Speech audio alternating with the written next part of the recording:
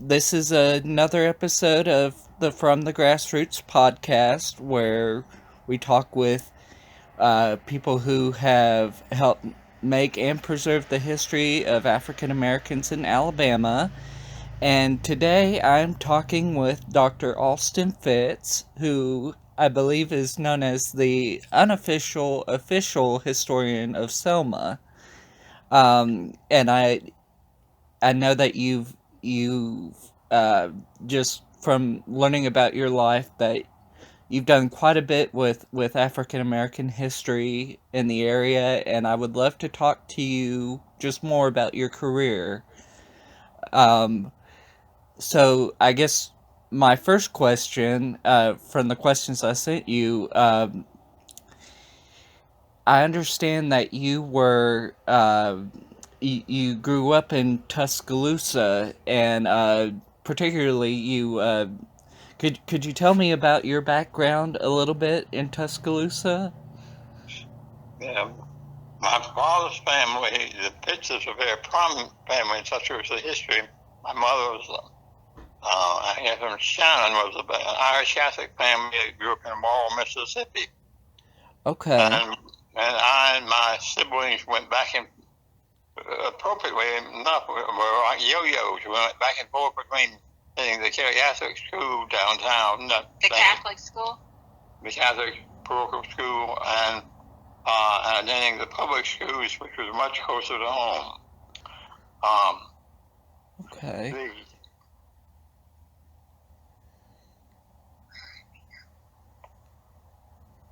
In the mid-1950s, the Klan issued an edict that all Protestants should boycott the prominent black barber. All Protestants? Or all whites? I'm sorry, all whites should boycott the prominent black barber in downtown Tuscaloosa, whom had served many families in the Tuscaloosa for decades. Okay. My mother brooded about this for a while and then rather abruptly said, "Well, Alston, I said, yes, and sure, the Klan is boycotting this barber, and you'll want to be the first to go into him." I was quite stunned by this accusation. It took me a few days to realize that it was more of a nod than an observation. So I dutifully went to the barber, got my hair cut, had no problems. The Klan had threats were falling on deaf ears for most of Tuscaloosa. I reported to my mother that I had cut my hair and identified the Klan safely, and she smiled and made no comment. Oh, wow. This was no standard operation for my mother doing things in not exactly a devious way. You don't talk to your mother being devious, but it is indirect. When we integrated the university, the first black student for whom I was responsible, I was acting in director of men's housing, but we were eating all lunch and all these meals all by himself in the student cafeteria. And I had become convinced that I was called to be an English teacher, not a director of housing. And I applied for and got a job teaching at the University of Kentucky. When I told my mother this, she said, "Oh, that's wonderful, son. You've got to celebrate. Why don't you take a one trip to Jimmy Hood?" Okay. Wow. I was stunned, but I learned the routine by this time. I said, "Okay, Mama," and I would do the report after I had done this dangerous and daring thing. It turned out to be not dangerous nor daring, though it was, as far as poor Jimmy was concerned, he was not used to having lunch with white people, and I could barely touch his food while I was sitting across the table from him. Wow. Well, that's amazing. No, that's human nature. Yes, sir. So I understand you were in like an editorial assistant on the Crimson White when you're at the university. Well, that was part of my job. Okay. Was to maintain a liaison with the newspaper. Well, what about when your senior year? Is this about Minority Report, or is this about? Yeah, Minority Report, but yeah, like you were saying, it's interesting, that you were at the university at the time when the whole debate about integration was going on, and you were mentioning about Jimmy Hood, uh, but did That was when he came back and he was director of men's housing. And okay, he thinks actually that perhaps one of the reasons he got that job was an article that he wrote when he was doing Minority Report. Do okay, you know that story, Dad? Yes. Well, I was, by and large, Craig Bamberger and I steered clear of really controversial topics in our weekly column, the Minority Report. But my conscience permitted me to speak out about the state of Alabama's issuing an edict that any professor who so much as mentioned integration in their classroom would lose their jobs immediately. wow, This struck me as an incredible violation of freedom of speech, very un-American, and I said so as politely and tactfully as I could in my column, adding that only my views did not represent Craig's or the papers of the universities or President Lamb. huh, And most people were very nice about it. Though so my house mother at the Deke stopped me in front of Sunday's lunch to say, "Now, Alston, do you really believe all these radical ideas that you had in the paper?" No. It's purely freedom of speech. Purely freedom of speech. No racial overtone, whatever. She was not totally honest with me, but he got us through that. My mother was approached by Reynolds on this, said, "Oh, well, Minority Report,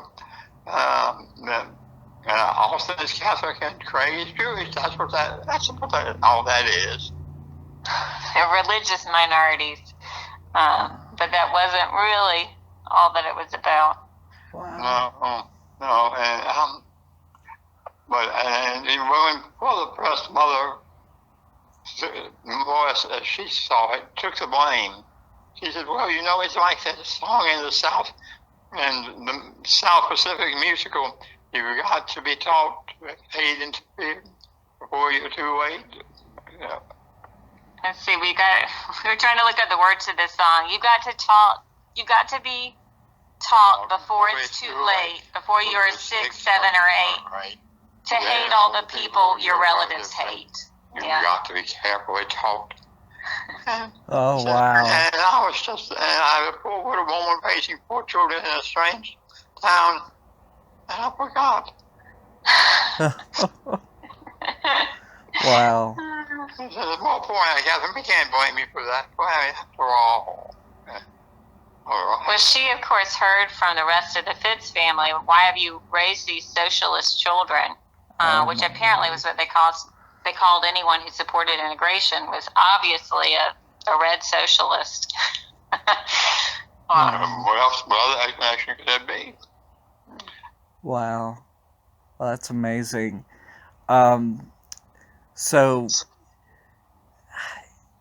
So how did you eventually?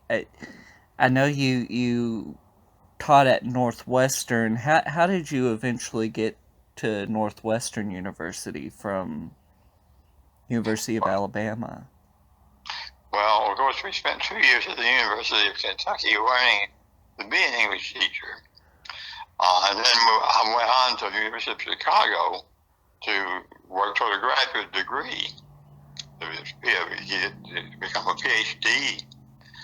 But I ran out of money about earlier in the game, and I did what most students in the University of Chicago did.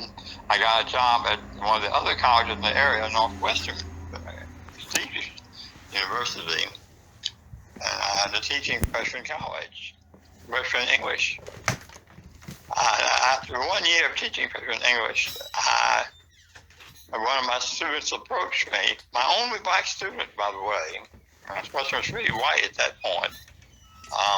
Said that she, in all her years in college, she never read a single word written by anyone of her own color. Was there any course at Northwestern that she could take, and she could learn about her own people and their words? I said, well, I felt sure there was. I promised I would find her a course, find out the course that she wanted to take. Well, it turned out there was no such course at Northwestern. When I talked to the English department, they said, "Oh well, Alston, you know, if you secret courses need, you just put one together." Man, I know the specialty is Shakespeare, not the Southern Black literature, but just take a few days and work up something. I did not think that a white Southerner specializing in Tulsa and Shakespeare was the ideal teacher for the revolutionary year of 1860. In 1968. In 1968. Wow. But so how did? Oh, I'm sorry. After I reached this very sensible conclusion, I was walking over to a party that was being held at the University of Chicago. I heard as I left one dorm that King had been killed. And I walked across the midway. It was dusk. And I know it was my imagination, but the stars were going out one by one by one. Wow. He died, and the prophets were being killed. Wow.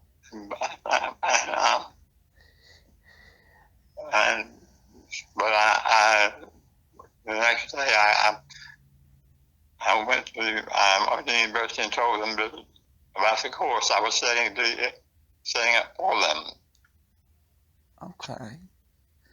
So, when the stars get me, if your hands like this, then what can you do? Yeah. I'm sorry. Oh, no, you're fine.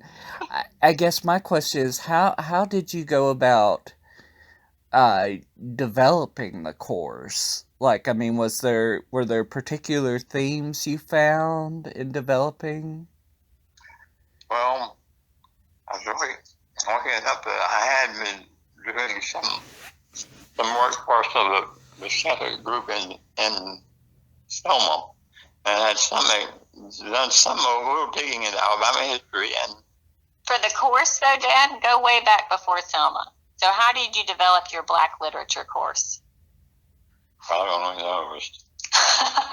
You once told me that you spent the whole summer reading nothing but Black literature and then taught the course in the fall.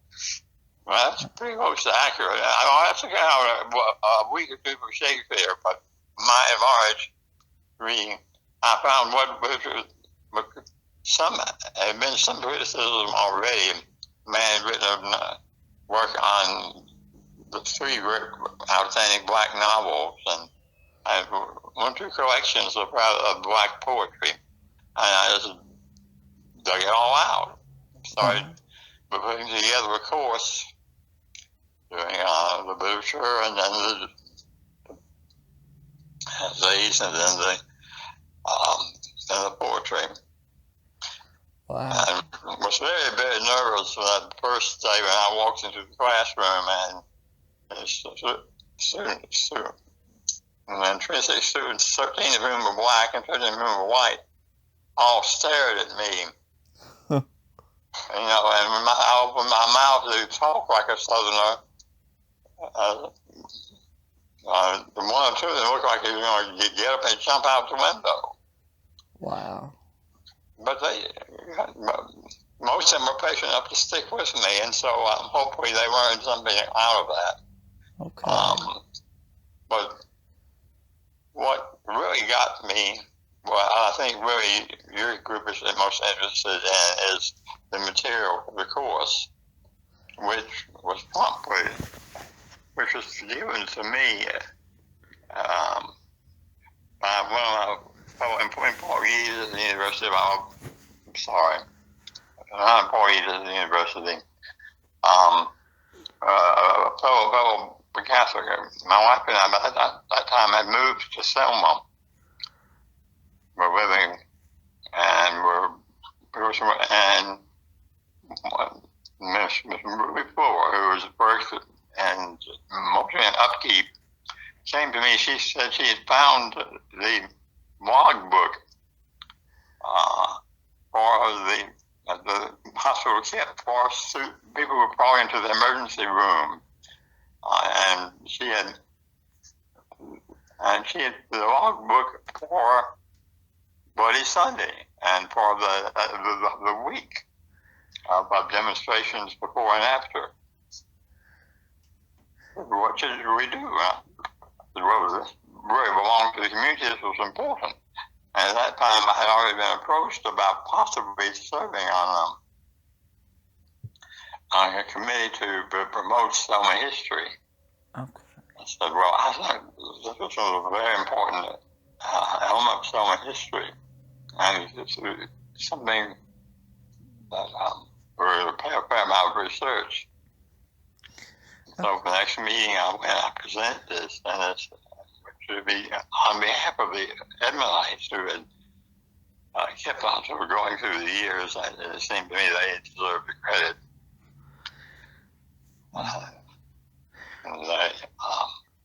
And that was, I think, our major exhibit. We built on that and found more material relating to the first Congressman Ben Turner and the other stars that had helped shape Selma history. Okay. Okay. Well, that's very interesting. But I was curious. We kind of jumped to Selma from Northwestern, and I was wondering, how did you kind of flesh it out a little bit? How did you come to Selma? I know you came through to serve with the Edmondite mission, but I guess what attracted you to come to Selma? What attracted me to come to Selma? Well, the job drew me there. Actually, I needed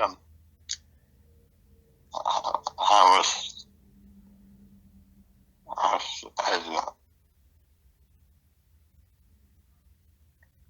I am Catholic, Edmondites, and so the spiritual aspect of their ministry did appeal to me. Okay. And their devotion, their practical efforts to help my fellow Southerners were factor. The fact that they had a black college there as well as the Richmond School meant that job possibilities for my wife, and she decided that she would not continue to teach English. To teach English at Montevallo. Okay. If she felt the need to stop the commuting and to stay and raise a family in a small town. I mean, partially, you got your doctorate, and there was a flood of English doctorates in the market, and he realized he couldn't get tenure anywhere to raise his family. And my mom didn't want to move around a lot, and then this job came open. It was kind of a perfect fit. Okay. Well put. Wow. So then he became and how did you become an accidental historian? Because when You know, he was really a Shakespeare scholar, then got into Black literature by happenstance, and then ended up in Selma writing the newsletter for the Fathers of St. Edmund. But then how did you get into Selma's history? How did that happen? Ooh.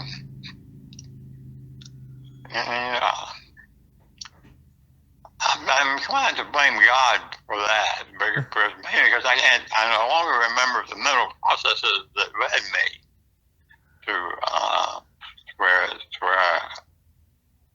we wound up.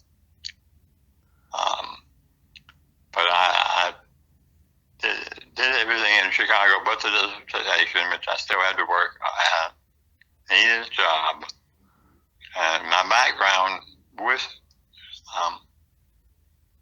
having taught Black literature and having been involved in some serious research on Black literature argued in favor of getting a job in the South. Getting a job in the South was one of the few places I was going to be offered a job anyway. Okay. Well, very, very interesting. Do you remember how you heard about the job? Yes, I mentioned it. I told a friend of mine who was working in Birmingham, who had once worked for the Edmondites. I told him I was looking for work and was thinking he might have some good suggestions in the Birmingham area. But he said, "Oh, Alston, I know the perfect job for you." And he marched me down to the Edmondites and introduced me to the various priests. They were themselves were the editorial assistant had a heart attack, and they needed the paper, their publication, and they were looking down the road for someone to do the writing and researching. I said, "Well, here I am." Okay. Wow. So had you? I guess one of my main questions is: had you had any interest in working in Selma, or had you had any interest in Selma before getting in contact with the Edmondites, or was that just happenstance that it was just fate that you ended up there? Well, it was happenstance or providence, whichever you choose to call it.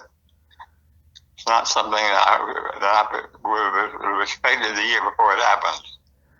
Okay. Wow. Well, very, very interesting. And again, you were talking about, did you say, and I apologize earlier, did you say, who had you said you had spoken to about the ledger when you got to Selma? Who had informed you about it?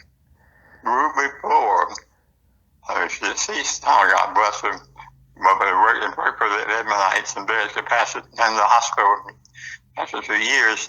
So she had worked for Good Samaritan? Yes, she had worked for Good Samaritan. I don't know where she came across the emergency room logbook from Bloody Sunday, but she did, and she recognized it as historic and approached me on it. There were, once we started making noises about Black literature and the role in Black history, other than just simply the Bloody Sunday episode, Blacks started looking into their own Black history and seeing things that they might just ads. We found an ad for an old a river stable, which was run by a Black congressman. And found old pictures and signs and things from the memories of things that maintain memories. Some Jim Crow posters that we just as soon not have put up, but they're part of the history. And everything you do is to provide the range of history to make it more valuable. Yes, sir. Wow. Well, that's amazing. And one thing I found in talking to others, uh, there was a group called the Alabama Center for Higher Education back in the late 60s, early 70s, and through the 80s. I know they like Richard Arrington originally, or he was one of the presidents of it, and also a lady named Charlena Bray, and that they developed programs where they tried to help black communities around the state to preserve their history by, you know, working with local churches or just different community organizations to preserve their records. Did you ever work with Charlena Bray or anybody in that field to kind of, like you say, preserve the records that a lot of African Americans had in their attics, you know? I did not myself engage in much of that wood that I had. I do remember that there was a black on the staff at the archives who used to be a big help, and I would go to him and ask him, where would we have so and so? And he said, well, let's see, now if we go down to the floor of the basement, and so we turn left and we go to such and such outing, I think we should be able to find something there.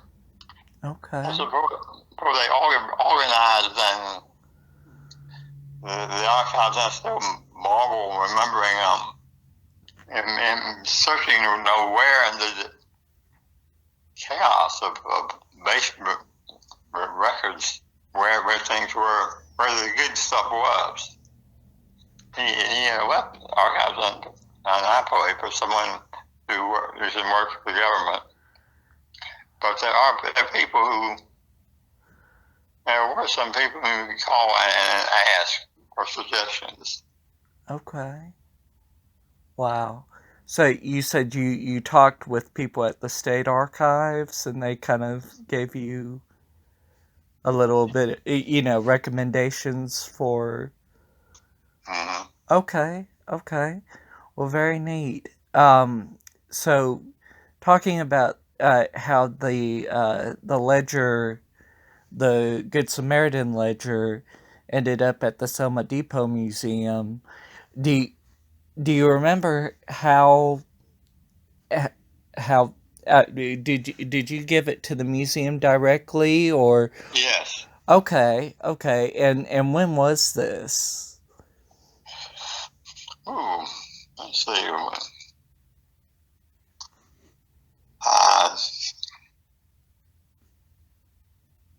1980 something. Okay. Yeah, I think 1980s is the closest I can come at remembering at this point. But because we moved to Selma in '78, because I was not quite one.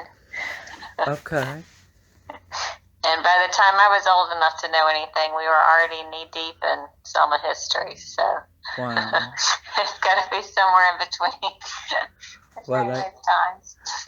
Well, that's amazing, and I know that were you sort of I guess, did you play a particular role in developing the museum?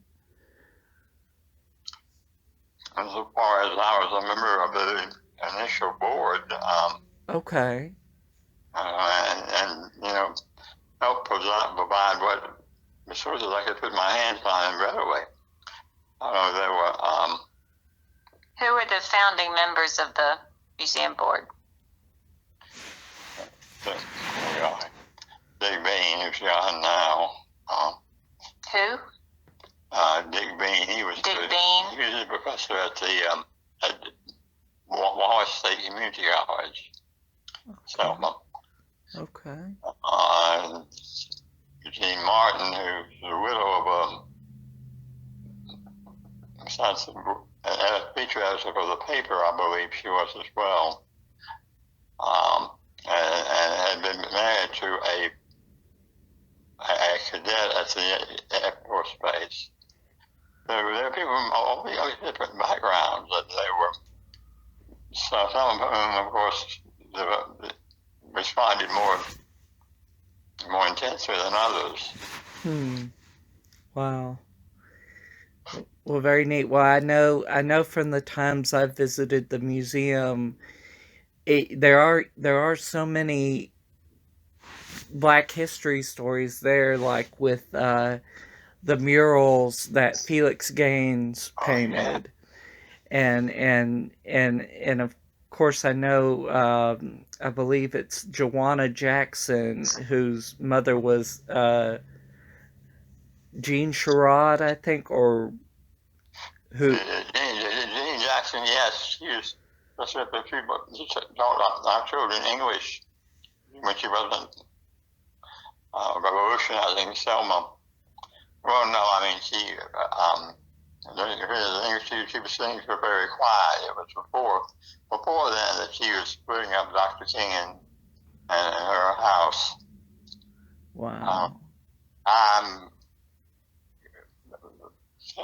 amused and saddened that, some of the tours I've given for Yankee groups, they have insisted medically on their own view of Dr. King.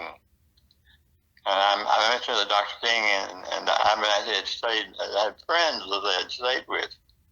I said, what did I mean by friends? I mean, I said, well, Miss Jackson makes the best potato pie in town. Do you mean to tell me that a man like Martin Luther King would care about sweet potato pie?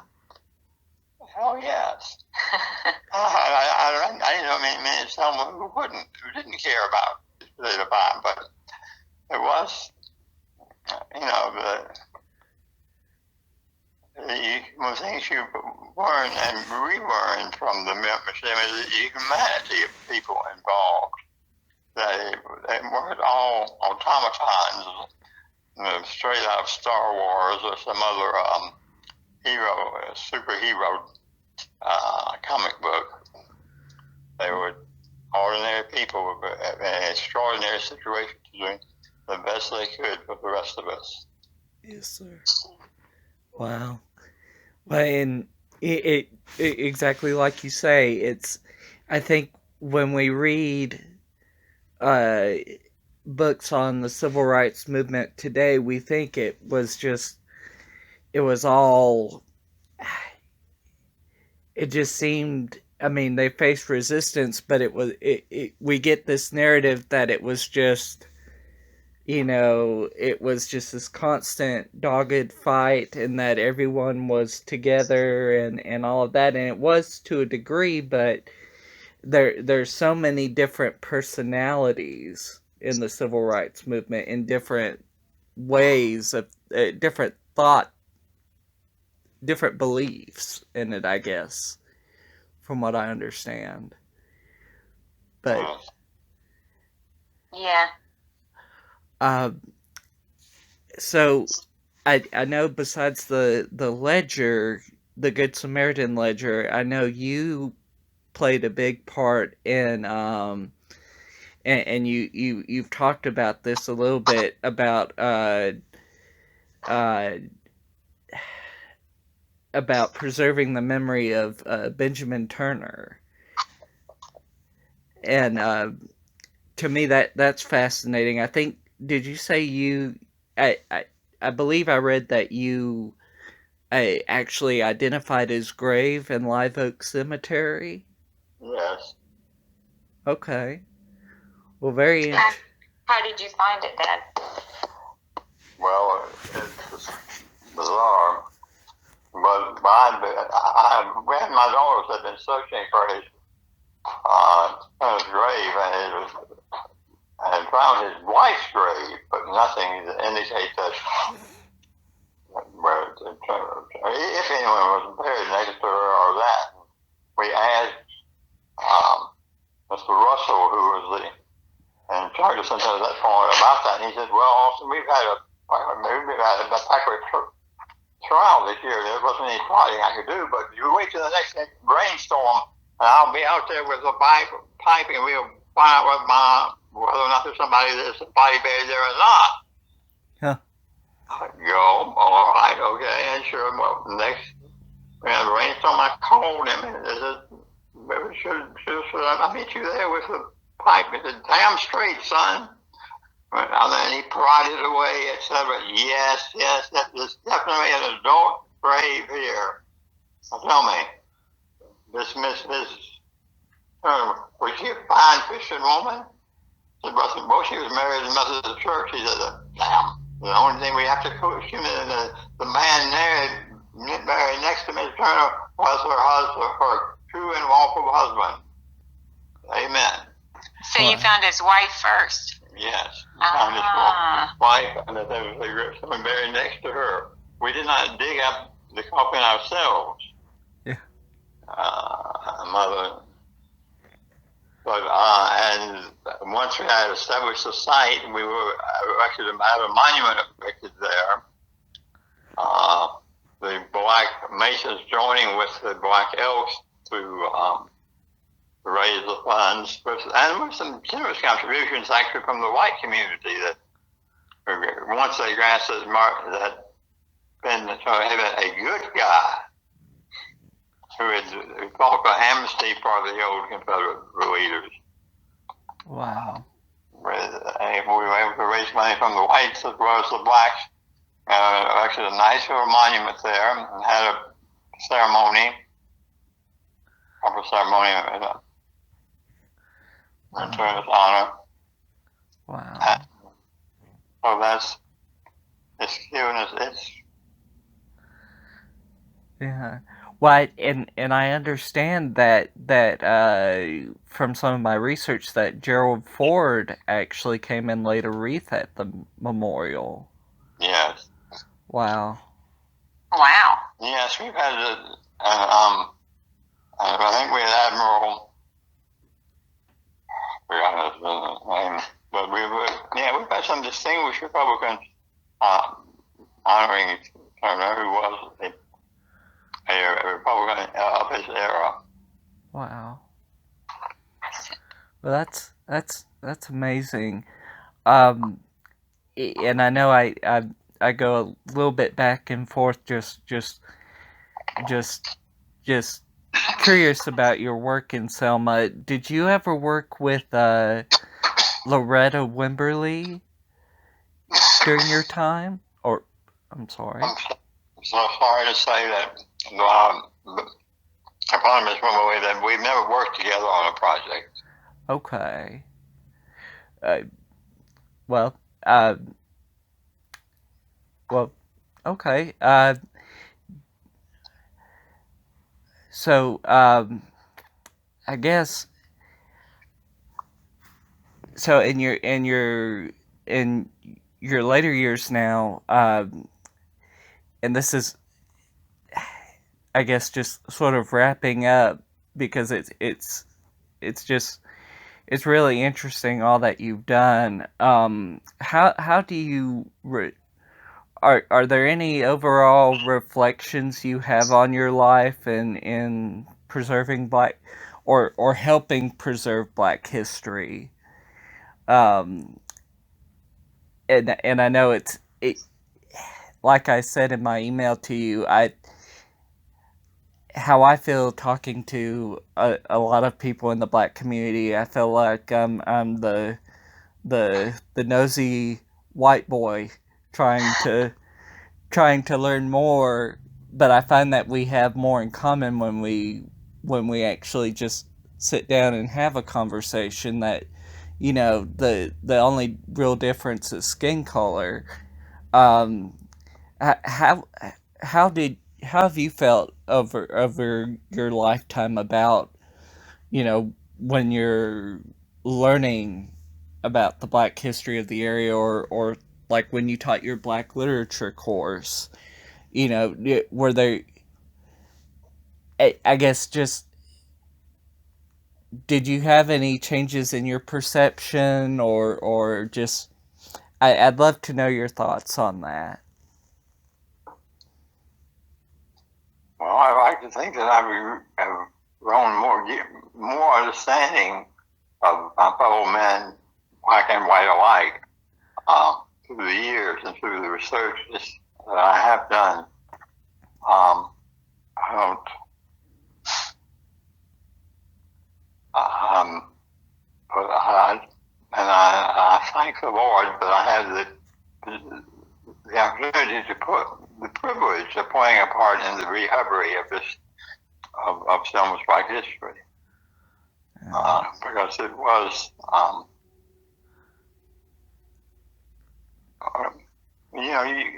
most history contributes